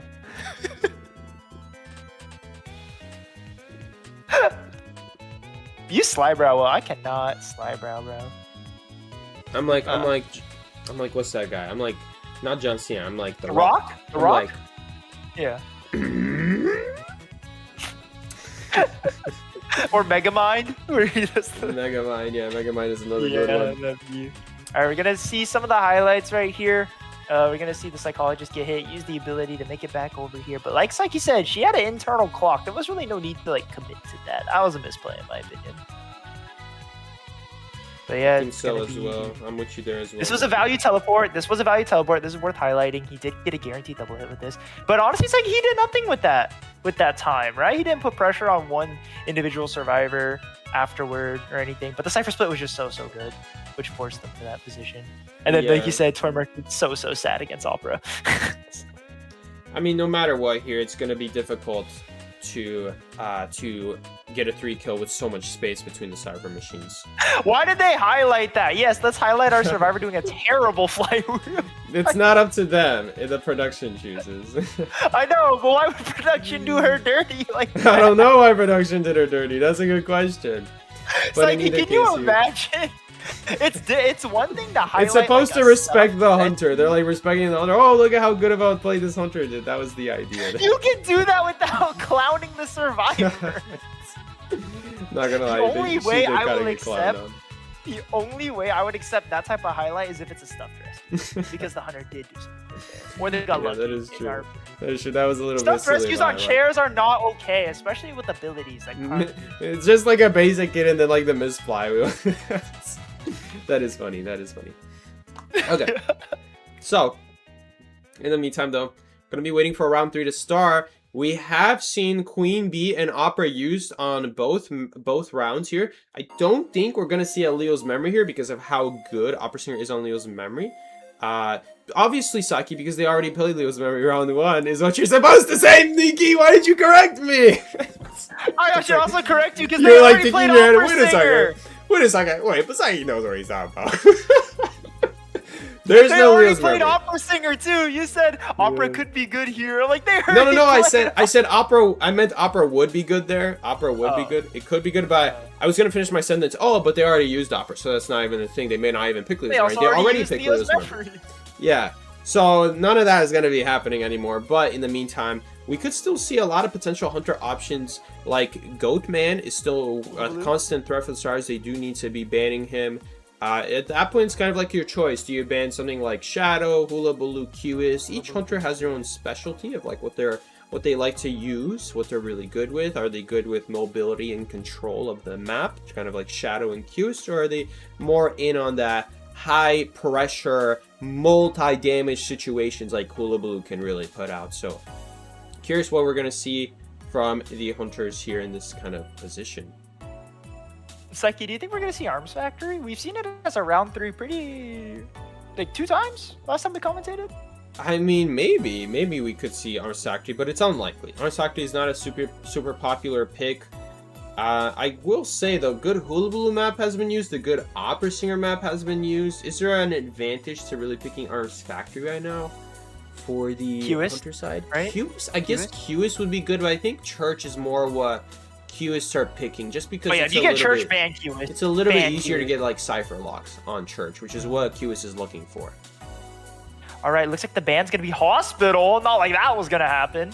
And the pick is gonna be Arms Factory. I think Weibo Gaming did Arms Factory last time too, so they were really a big fan of the. Yeah, I think they did. I don't remember who it was, but I could have sworn it was Weibo. Weibo knows ball. I like it. I love Arms Factory. And this is the pre-nerf Arms Factory as well. This is pre-nerf Arms. Yeah, the pre-nerf Arms Factory here. So yeah, Psyche. Go on. Yeah, so interesting here that we're seeing Arms Factory here from Weibo. I almost wonder if it's like a counter pick for all the meta maps. They just like to go Arms Factory because maybe the other teams are not practicing Arms Factory that often. That could be some consideration. You're kind of like the original, reason people were using Leo's memory. Like if anyone remembers that. Against B4U specifically, remember? I could have sworn that B4U was also playing Leo's memory eventually too and using it against other teams as well. I don't recall. That's also possible. I've seen a lot of their games on there. That's true. But Psyche, one thing to consider about Arms Factory, it does open you up for Peddler. It does open you up for Qis. So if you don't ban Qis, you might have to deal with the it also isn't. Deal with any No, you really don't want to deal with you know, it opens up for a lot of the close-knit type of character. Shadow, a fine character there too, but Shadow's fine anywhere, honestly. And yeah, she's fine. No, she's not. I'm kidding, bro. Opera though, she's fine. Wait, Psyche, you remember when I was rage baiting you? And at the first Shadow's release, I was like, yo, hey, Psyche, why Shadow kinda? And then you specifically told me, Nikki, there's nothing sexually attractive about this thing. I don't actually remember that. No, that was so funny. It's the fact that you referred to her as a thing. That was really funny. She's basically a monster at that point. Let's be real here. She's a woman. Did you see her one skin? She just looks like a lady. I mean, yeah, but I mean, but Psyche, I was gonna say Arms Factory nerfs big. I went over to once my favorite kiting area, that big wall, and there was nothing there. Oh yeah, I haven't gotten into kite there yet, but I was thinking about it like, man, what would I do right now if I was stuck here? I would probably do the You're same screwed. thing I do right now. It's terrible. I would probably do the same thing I do right now, which is like, even before they removed that wall, I already went to the edge of the map because there was no point vaulting the window that early because you'd be bringing yourself closer to the hunter. It's better to go behind. It puts you in a vaulting game, right? Yeah. Yeah, no, I mean, no, it's fine because the vaulting game is fine because the hunter's never going to beat you. Now it does, but in the past, I even wouldn't because technically, when you go behind the paladin towards the window, if the hunter's ever coming from middle, you have to think about it in terms of meters of distance you're losing. You're technically going in a little bit in the hunter's direction when you're walking to the window. You got to think about that. And that's the worst thing you can do for your kite. Yeah, like, so I find that it was better to go on the edge of the map behind the window and just force hunter to make a choice. And then a lot of times you'll get free distance just because the hunter's like confused. They're like, wait, where is this guy? Should I go to the left? Should I go to the right? And then sometimes they even vault the window too, which makes it even better. Because then I can see them doing it. Just gives me free distance. I just go to the other side of the window now. And if I'm you don't already behind it. them, you can hear them doing it too. Yeah, there's just so many benefits of it. There's just so many nice benefits of it that there's I really one like. hunter that doesn't work on, and you made sure to let me know that it's Geisha. It doesn't work on Geisha. Yeah, just because Geisha has the ability to just really nastily get over the window super easy, so you don't really get a whole lot of value out of Geisha. But besides and you know that, why it's I say you specifically made me remember that? It's because we were doing 1v1s and you were Geisha. You said, Miki, don't do that thing. You did it again. Yeah. And it's a habit. Oh, no, it's a habit. Mickey. It's really good because it's a good option against everyone in the cast except Geisha. Yeah. I mean, Wu Ching is another one you got to be careful about because he easily passes true. that window. But besides that, yeah, you definitely Bloody got to be Queen? careful. Blood Queen. Well, the thing about Blood Queen is that Blood Queen, no area is really going to save you. But Blood Queen, it still stalls out time. It's the mirror that you're worried about afterwards. So it's fine against Blood Queen too. It's just the mirror. Yeah, you need an ability for the mirror. But like you said, I mean, yeah, it's a really it's a habit of mine. I won't say it's a bad habit, but I do need to make sure that I'm thinking about what character my opponent's doing and whether or not my route solves that character. You know what I mean? Yeah, that is very true. That is very important. Anyway. All right, we're gonna see another escapologist here. This time on the side of Weibo Gaming, the coordinator gonna be picked as well. Pepe is gonna ban Doctor, and the answer is Doctor. Always ban her. If you see a Doctor, you're the problem. And Qist is gonna be banned here, Psyche. I agree with this ban. I 100% agree with the Qist ban right here because Qist is given. I guess it's also because if you think about it, Psyche, didn't they also lose a final round, a game 4 final round to a Qist? So maybe they're also thinking about that. I mean, QS is not the end of the world, but on a small map like this, I totally understand the QS ban. I am not going to argue against it, so fair play right here. Also, utilizing the escapologist here, is the escapologist that valuable right now? What are we thinking about the escapologist, Miki? I think escapologist is to cover your options against Hullabaloo and Shadow, which are the most likely 2 hunter picks that you're going to get right here. Escapologist does not cover Peddler, though, which is a concern. That is so. That is a good point. It does not cover Peddler. Yeah. It does not cover Peddler, so could be on the board here. Seer does, however, cover pretty much everything that I just listed right here. So Seer, overall, a good final pick. We can see the mechanic band here. It looks like Pepe is worried about Weibo drawing out the game to another tie, because if they keep tying and keep playing this safe tie game without making something happen, they're going to lose, right? So it looks like Pepe is just making sure that they can't just sit comfortably and do that. The final ban was Fire Investigator. I almost want to believe that this is a Shadow because of that ban. Let's think about this. I mean, yeah. I think that, honestly, that's a great analysis from you, Miki. Yeah, that's a good point. Fire Investigator is very much a possibility here. It could be like just a general pick here, because he is a very annoying survivor, especially in round 3. I mean, he's got the mobility. He can work as a rescuer. He can work as a kiter. He technically could decode faster as the game progresses. And he can help his teammates out. He's got a lot of versatility to him. His only downside is that he's kind of weak to the stuff like Opera Singer, to the stuff like Queen Bee, to the stuff like Goman, and even a little bit Qist, because he relies on movement speed rather than like using windows with abilities. And Qist deals with open area as well against survivors with boost. But all that stuff that I just listed is banned. So Fire Investigator in this situation could become more of a threat. So it's totally reasonable to ban here, but I think that's a called it. Good Shadow. call right there from Miki. Jeez, man, good stuff. Banning that Fire Investigator, man, that just had to mean one thing. You're worried about the Yith getting blocked out by the ball. yeah, that is something to think about. Like that Yithian, blocking is one thing. I think the other thing is the fact that you can have it just pre-placed, and it honestly helps any survivor really to just bounce away. Not just him, but like especially him, because he gets such a huge boost from it. We'll see how it makes it impact this game. Or sorry, the lack of that. How much will it help the Shadow here that there's no Fire Investigator? Because they have to go survivors that just not as good against Shadow now as a result. Yeah, honestly, Coordinator, in my opinion, Psyche, really not that good against Shadow either, because you often can't really look at her, so you can't tell if she's like dodging behind objects when you see that red light, right?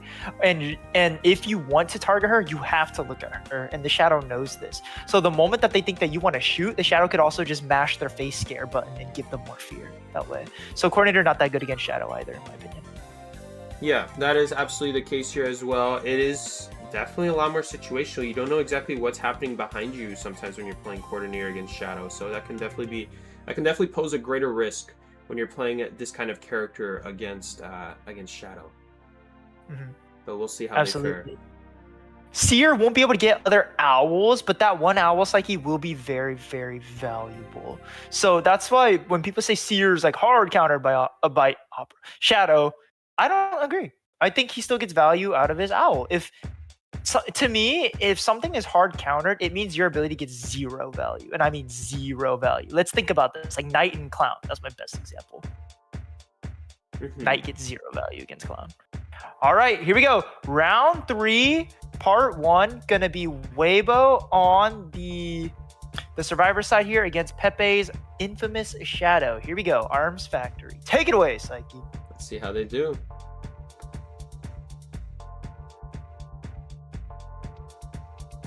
All right, going into the first half of round 3, we're going to see Pepe pose a mean Shadow. Can he control this game to the best of his ability with the Ghost, or will he go straight into the grave and wither away like the ghost that he is?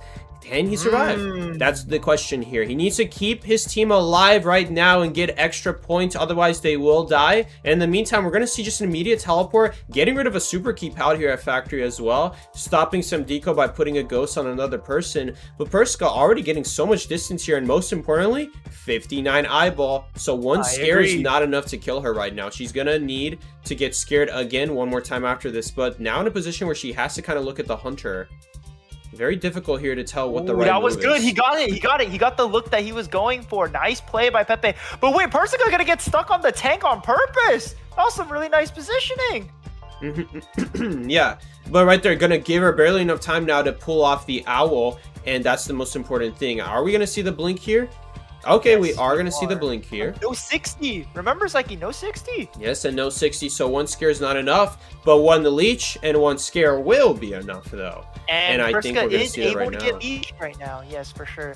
And Psyche, as you can see, look at the backup being done right here. The backup ciphers being taken care of. Things like that. Just you know, them thinking about the long game already. Because Shadow, you do have to plan for these things. And did she miss? No, she didn't miss. She didn't miss. She lost a little bit of eyeball right before the leech happened. Miki, she lost some eyeball because if you leave it with the heartbeat for 3 seconds, the Sorare starts losing 10 eyeball a second, and that gave Perska just enough to now survive. No blink on deck also means these window vaults are safe, Psyche. Bro, pre-nerf arms factory going to show why I got nerfed. Oh my god. Oh no, and the wait, it's actually gosh. Wait, the pallet. Psyche, I mean, on the one hand, it got rid of the eyeball, but on the other hand, it means that her kite is just risky here. I think it would have been nicer if the circle wasn't there, because I think she'd be able to live there with 90 there. But I mean, still out such a long time. Amazing kite, especially as Seer here. 3 cipher kite. How about that? 3 cipher kite when you're about to win the whole set. Beautiful. If you're Weibo, you're happy right now. The coach probably just threw his clipboard up in the air or something like that. Definitely did a good job right here on the kite. Coach is going to be proud on this one for sure. Meanwhile, we have the rescuer already prepared to rescue in a spot that, like I said, or like I like to talk about, we want to be in a position that no hunter's going to expect you to come from. It doesn't get more unexpected than that. That was such an off angle, right? It doesn't get more unexpected. Yeah, literally behind the rock right next to the hunter, brother. It doesn't get more unexpected than that. But unfortunately, would you have thought of that spot as a pro rescuer yourself? If you're already, anything works. Literally anything will work. The closer to the chair and the closer to a corner that no one ever comes from because there's no cipher in that direction, the more unexpected it is. I'm not saying I specifically thought of that corner, but generally that's the rule. Anywhere where there's no cipher in that direction, the hunter's not gonna expect you to come from. That's a general rule. It doesn't. It literally doesn't get any like less expected than that. There's no cipher in that corner. We rescuers refer to this as off angles or like just I have strange never heard position? of that before.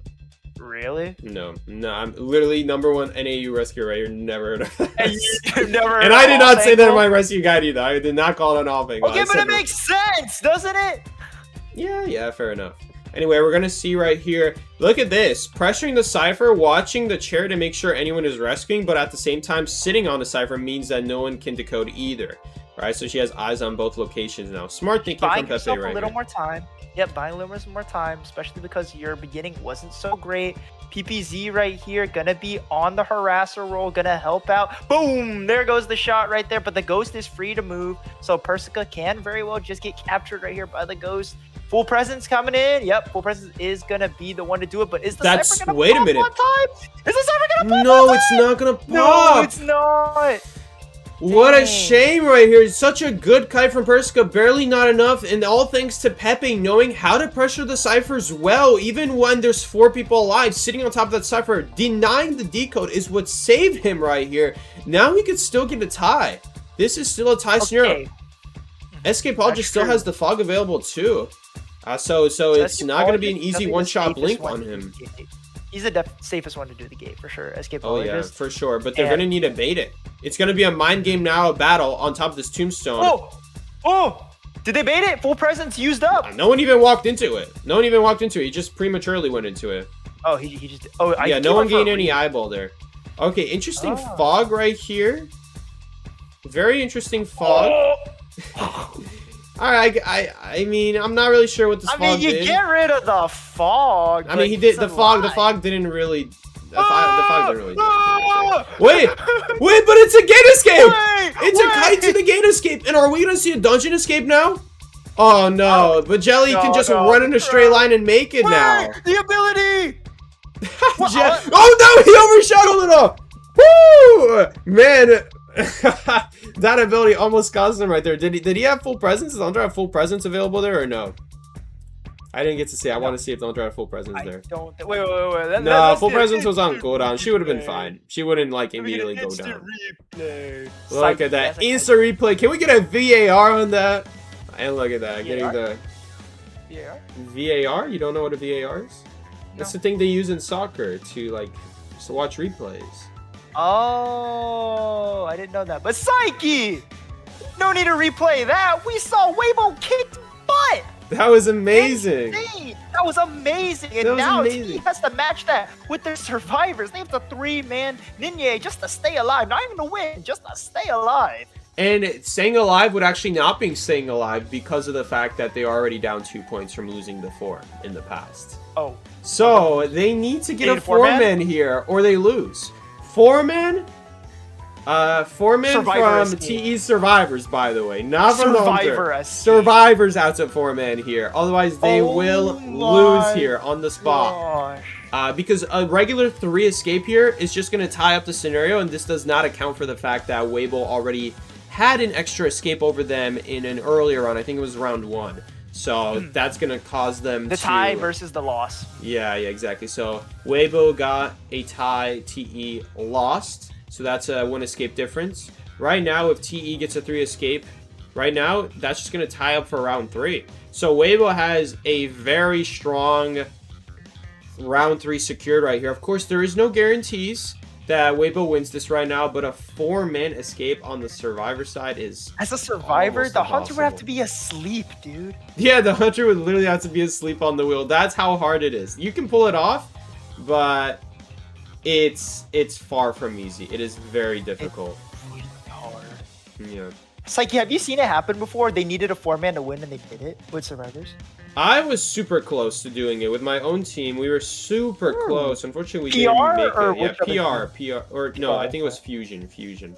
Fusion, We were okay. so close to, but I don't think I've ever seen it before. To be fair, I don't watch a whole lot of tournaments to begin with. So yeah, right there, you guys are gonna see 12-8 right there. So even if TE gets a 3 escape right now, it's just gonna cause the points to become 11-13, and that's not gonna be enough to win, unfortunately. So this is gonna be a rough scenario right here, regardless. That was just clean survivor play, game sense, fundamentals, fundies, everything, rescues, clean, everything so clean. And that is how you need to deliver on your teammate doing a 3 Cypher kite. Did you see that? After that, it looked like the win, or not the win. It looked like 4 survivors out was almost guaranteed, like in terms of 4 survivors up at the end game. It wasn't because of very good pressure by Pepe. Let's get that right. Very good pressure by Pepe to force the fact that Persica was dead before, which made his situation much, much better. However, Psyche, that blink did him in, bro. That blink did him in. That blink definitely hurt quite a bit. Nasty blink right there. I will say. It just did that game, especially right here on this Hunter side for TE, it just didn't get a lot of value there, unfortunately. Just because of the fact that the Escapologist still had the fog available, which is huge. It is huge. Do you think he forgot, or do you think he really just wanted to get rid of it that bad? He wanted to get rid of it, but he wasn't able to build off of it, so I'm not really sure where it was going, to be completely honest. I wasn't either. But, I mean, he had the blink, he used it, it just didn't surmount him much, unfortunately. I don't know if blink there was ever the right decision. In fact, Psyche, if he had blink, I think he could have blinked on the dude at the gate, right? Yeah, maybe there, because it just doesn't do anything in this scenario, unfortunately. He blinked to get nothing. Like, if we think about it, the most important part of the blink isn't if you land to get the hit, it's the long-term value. He got nothing out of it.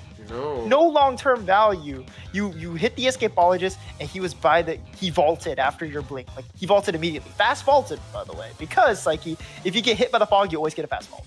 If you vault right away. Which is important. Because if you got a slow vault, maybe he would have been able to hit him after. But, again, forced fast vault, and then what? All pallets are available. They're dropped. You have no blink. You're the weakest top meta character with Chase. Your full presence was used up on the gate to get there.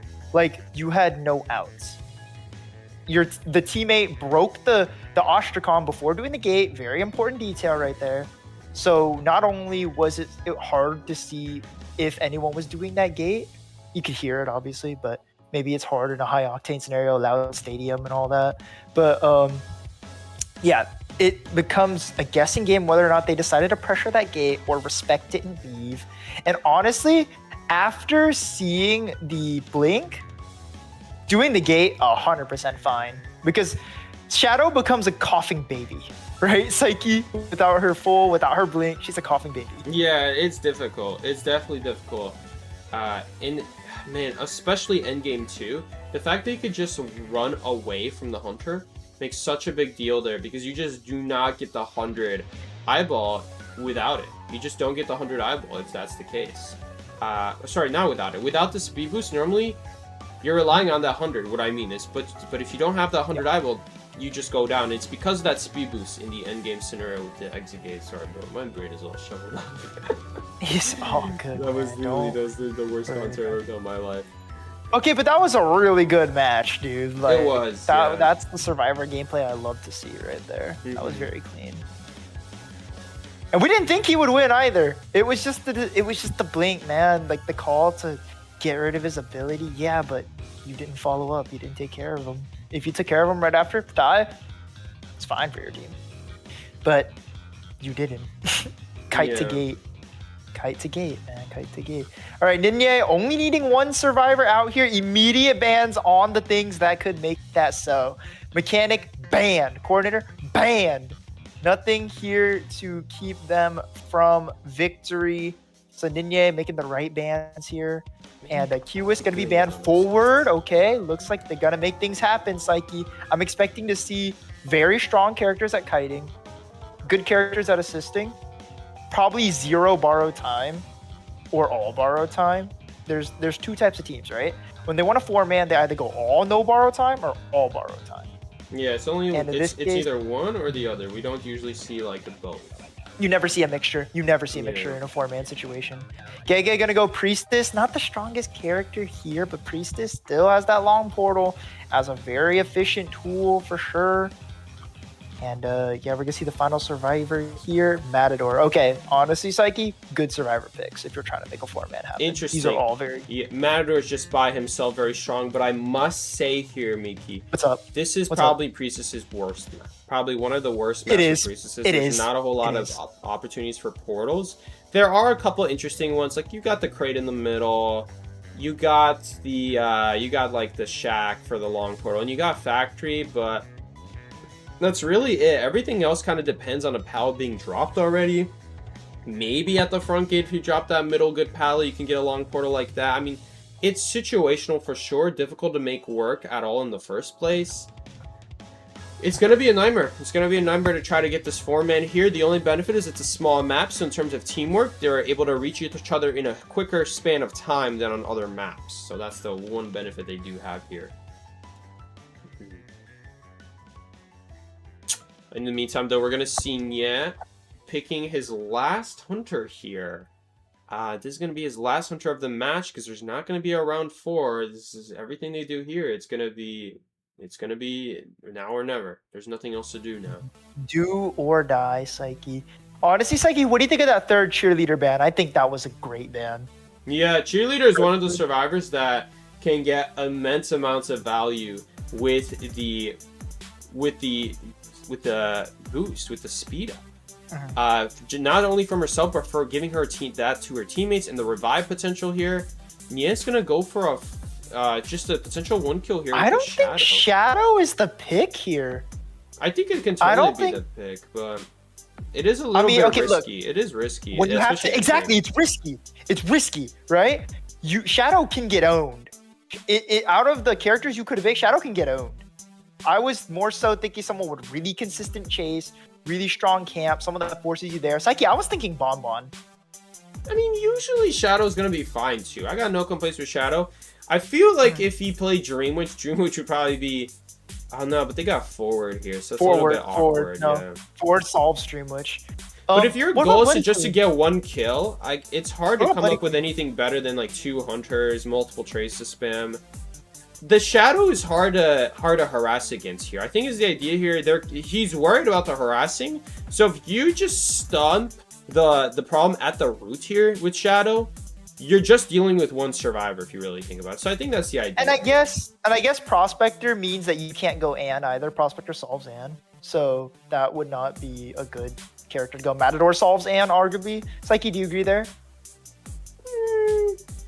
Yeah, a little bit. Definitely can see that. Ann is difficult. We don't see Ann that often nowadays, though. So it's not much of a... Not even if you just need a 1-man. I don't know, Psyche. I think... Yeah, this was a good... Shadow can be a good pick, but like you said, it is risky. What character do you think she should have gone with? I think Shadow's fine. I think Shadow is honestly one of the best things he can pick here, actually. I don't know why. I mean, I was thinking about it. It's like, on the one hand, it's like, yeah, I mean, we saw how bad the endgame scenario can be. But he did get that 1 kill in the end, didn't he? And at the end of the day, you can still get it, especially because you're going to carry Blink in the end game. As long as you're carrying Blink here, it should be no problem no matter what happens. So, in the meantime, we're going to see Shadow go straight for factory direction. I guess Psyche Shadow does solve the fact that if they need to do heavy harassing, which they do, Shadow is really good at stopping that, right? She creates zones. She has the scare for forward. So, yeah, we'll see how this goes out. But Ninja gonna take the first chase against Drop, gonna hit absolutely nothing, and gonna be looking around with the Ghost to just do some cipher control. Because if you can delay these ciphers from getting done, you will put yourself just that much closer to getting 1 survivor out, which is all you need. Just need 1 here, Psyche. Absolutely. Now, the question is, can he quickly kill this Priestess? If he can kill this Priestess, it's going to make the game a lot simpler for him.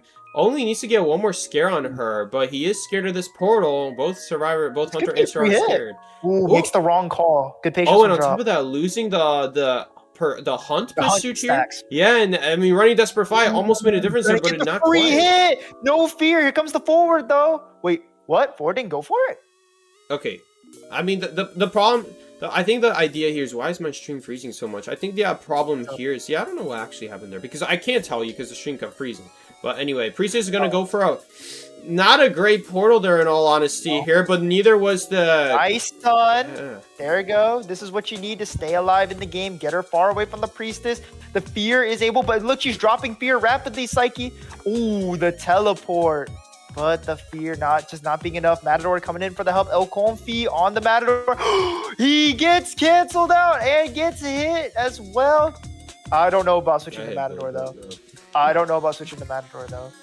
This is scary business, Psyche. Matador, a lot better of a kiter, but Diz gonna get the fear right there. Gonna close it out.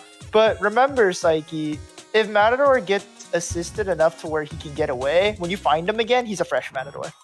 Yeah, Matador is one of those survivors where he can definitely rebound. He can definitely rebound you, and you gotta be careful of that. Especially when you're playing a hunter like this, where you're really relying on the 100, and something like an endgame can definitely screw that up. Endgame is going to be very difficult to consistently get the 100. Great scare, though. I like this positioning. You know why? It let him set up that scare so Ford can't get a stun, right? Yeah. The worst thing that could happen here is a stun on chair, especially with a character like Matador. And in the meantime, though, we're going to see the Prospector do another stun here. Man, all the survivors coming after him. It's looking like a 5v5 match right now. Or, sorry, a Terra match, I should say. Looking like Terra right It's now. looking like a Terra match right now. Giving him such a hard time chasing anyone right now. But the Matador is going to be his main target. Prospector can't really pull the magnet off. Matador forced to go in a circle to try to give value of this ability. It still is going to give value. Stalking her. Prospector making sure the hunt doesn't get its stacks going. Matador stuck at 99. Okay, but he triggered it early, so that now he's going to be down to 0, I think. Positions the ghost on the Cypher so I can't see. for where he eventually repositions, yeah. But yeah, El Confi, the Matador, getting pretty far here, not gonna lie. This Tarot match playing in favor of Survivor so far. Psyche, look at those ciphers. The lowest one is 30 and rising. Survivors are assisting though, which means the decode is going to be slowing itself down a bit. Forward in the area, 99 on El Confi still. El Confi with the blink dodge with the ability. El Confi, insane play. This is the plays you need to make to get yourself back into this game to win the set. Oh my god, but man, the ability. Oh my gosh, and the stun. There is so much happening here, Psyche. And Psyche, there's a long portal. Psyche, there's a long portal. Oh my god, are we going to see the long portal support here as well? Okay, he's going to break it. Technically, that gets value, Psyche. It gets him away from the Matador. Yeah, I mean, it slowed him down there. It did slow him down in the end right there. And that's what they're looking for. It's going to be the reshuffle with the ghost? Are you going to leave the Matador? This is rough right here. I mean, how many chairs has he got? He's got on one chair on the Matador so far. He's not even done on chair, and he's gonna be a fresh Matador when he sees him again, Psyche. Oh man, they're down to one cipher remaining here. Yeah, one cipher remaining. Needs to make up his mind here. I feel like maybe. I mean, Ford here did end up going down. Ford isn't running borrowed time. This could be his target right here. Yeah, this could be it. Don't forget, not tunneling a target is not the end of the world for him, Psyche. Now it's just stall the cipher until he can get 2 chairs in, right? Yeah, for sure. Because you only need 1 out. That's the benefit of only needing 1 out. You don't have to tunnel. Just kill somebody as soon as you can. That's your win condition. Once you've done that, the game is in hand, right? So I like that Ninja realizes that he doesn't need to go hard after the Matador here, just needs to force the survivors to him. And this is exactly what he's doing with this type of play, right? Yeah. And in this situation right here, it's gonna be a slow but sure game he's trying to play here. He's trying to win this race by being slow and steady rather than trying to force it on one survivor. Ooh, the pallet drop does mean that the Ford gets himself into a better position. Drop over at this cipher right here. Is this the 72 one? Yes, it is. Just hovering over it, trying to put out some pressure with drop. But drop's still gonna be on the cipher right there, not respecting it. Break this pallet. Break this pallet. Please break this pallet. Oh my gosh, he did not break this pallet, Psyche. All right, leaving the pallet up. I mean, it's difficult. It's difficult. He's in a high-pressure scenario right now. He needs to figure out what to do and fast because time is running out. He's going to be down to this last cipher. It's going to be done very soon. And he's got to go after somebody without the borrowed time. I don't... Maybe he realizes that Priestess really wouldn't have it right here. The calculation and the target choice matters a lot here, Psyche. Matador, in my opinion, no longer on the table. because he's full, right? He's a full Matador. He's fresh Matador by now. So it's not going to be a wise move. Will he intercept the heal here? He does intercept the heal here. That is huge. He could go for the stopping heal. Matador. Wraps around. Oh, the Prospector stunned right here. But he does get the wrap already, Psyche. It doesn't matter that he got stunned by the Prospector now. But the Cypher is still going. It's going to be a matter of time here. Can Nia eventually pull it off? Will he finally get rid of the pallet? He does get rid of the pallet this time. Okay, and that's going to definitely help him out a lot in the long run. Gege going to be on the Cypher right here. Drop not too far away from him. Like I said, intercept heals, find multiple survivors in one location. That's your win condition. I really would advise against chasing the Matador, but it looks like Ninja is just watching him. But man, Psyche, the survivors in the position they really want to be in, honestly. Ninja's other alternative win condition, Psyche could argue, is wait for Blink to be up, let the Cyphers pop, and then just chair someone like at this chair right here, right? You have Blink up, they have to rescue, you have detention, GG, game in hand. Definitely, for sure, but now that we're in the end game here, he's going to have to make choices faster now. He's not able to play as slow before. I mean, that's going to be a big help now. But on the one hand, it helps him. On the one hand, it hurts him. Like, he can stop the gate. Yeah, Tide is a big factor here. So if he sits on the gate, they could just walk out. The gate? I mean, he'll need to. He could just blink the other person, though. He could just go after the Prospector here. Yeah. I think he sees the Tide. Is he still going after them? I really hope he is not going for this. Okay, this is a little bit dangerous. Okay, but the Prospector's pushing this gate. He knows that there's no other choice here. They know there's no other choice here. They kind of have to push the gate. It's do or die. It's literally do or die, Psyche. But Ninja knows this, Psyche. Look at the positioning from him. Yes, they do. Putting himself on this gate immediately. Matador is down. Prospector is forced to watch you. You know what that means, Psyche? No one can do the gate. No one's doing gate right now. No one can do the gate. You pick up Matador, you chair him, you have game in hand. But how much football does this forward have? Honestly, he could just kill this this Matador right here and surrender, and they would win. But let's see how many other kills he can get right now. He's got this Prospector in hand. He's got a portal to deal with on the other hand, though. And, I mean, it's going to be hard still to get a 4-man in this situation. Chat, the audience, Weibo has already won the set with that kill. They did overcommit quite a bit trying to get this getting this Matador alive, and they have no choice, obviously. The question is that overcommitment also going to allow a 4-man? Going for the rescue does get the rescue off. Flywheel, all the speed ups right there helping him escape. And I mean, so many. That was companion effect. That was borrow time, endgame speed. Yeah, so many things right there helping him out right there. And now it's going to be the question of, can they ever get this gate open? Shadow is really strong at keeping an eye on two things at the same time. And so that's going to be the biggest thing right now. It's pretty funny to think about that, though, right? Psyche, wouldn't that be so disrespectful? You kill him, you surrender. Absolutely, yeah. You kill him, you surrender. You don't even. That's you're like, so I'm not even bothering playing the rest of this. I don't even want to play this. I want to go to bed or something like that. Yeah. But right here, we're going to see Nia right here camping out this priestess in terms of just being knocked down on the ground. Keeping a ghost right here in the area as well. Checking to make sure no one comes by nearby. And there is someone close by right here. It's going to be Drop.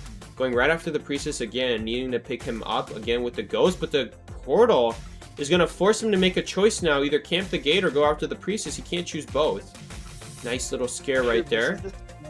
Oh, he hits the scare right there. Yeah, he does hit it. Saw the 40 on him. He does hit the scare, yep. Walking in a straight line is Drop. Very nice from Drop right here. And it's going to be a tie bare minimum, which means, that, like I said, it's already game in hand one. Psyche, do you think there are rules preventing them from doing stuff like that? No. There might be. Maybe? No? I mean, there is something that says... actually, you're right. There is. They have to play the game out all the way in China. You don't... Oh, wait. And they actually still get the dungeon escape. A dungeon escape. I mean, it was a great endgame there, but unfortunately, it's not going to matter for them. Weibo Gaming's Hunter still does. Is Weibo. Yeah, Weibo Gaming still does get that victory in hand. So there is a rule preventing you from just surrendering. Yeah, you actually do have to play out matches out. They don't allow you to just quit. They don't allow you to just surrender and quit, even if you already lost. I think that's how it goes. Because if they did, then that would probably be the outcome most of the time, right? They get the 1 man and they just surrender. Well, some people do want to play and have fun and just play out the rest of the match, but maybe, who knows? Maybe the survivors would be like, I don't want to. But speaking of playing, Psyche, that set was good. That was really good. good. All right, That guys, was a but really in the good set. meantime, yeah, that was good. Congratulations to Weibo Gaming. That is going to be all for tonight, guys. I'm not going to be streaming the second matchup. I'm just going to be going to bed now. So if you guys want to watch the full stream, you can check out my description below of this YouTube video. I left a link to it. If you guys want to watch the full live stream, it'll be down below. In the meantime, though, that is going to be all for tonight. Thank you, Miki, so much for joining me tonight. Yes, sir. Thank you for inviting me to watch this really fun set, honestly. Yeah, that last game, a lot was going on in that last game. And yeah, pulling through, honestly, I don't want to say barely, but it was getting a little bit close right there. So go to work on his end. In the meantime, though, guys, thank you so much for joining along. I will see you guys later. Take care. This has been Psyche. And Miki. Peace out, everybody.